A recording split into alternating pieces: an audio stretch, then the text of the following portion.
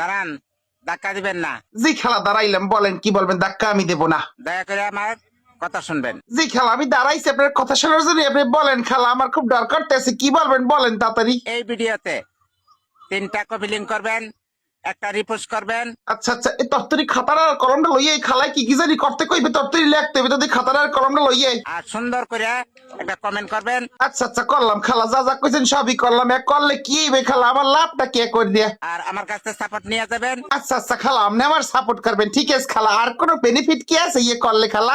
আমার মেয়ের কাছে, সুরমার কাছ থেকে সাপোর্ট নিয়ে যাবেন। ও ধন্যবাদ ধন্যবাদ, দুইটা মানুষের যদি আমি সাপোর্ট পাবো, এত বড় সেলিব্রিটি টিকটকার ফোন নি, মানে টিকটকের সেলিব্রিটিকে যে সাপোর্ট পাবো, ধন্যবাদ খালা জি, ধন্যবাদ।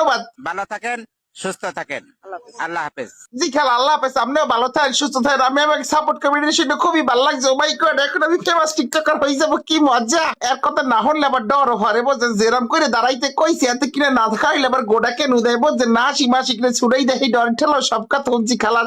আমি কয়দিন পরে সেলিব্রিটি হয়ে যাবো, ফেমাস সেলিব্রিটি টিকটকার, কি মজা। ও মাই গড, তোমাকে জিজ্ঞামা মনে হয় সময় বুঝছো।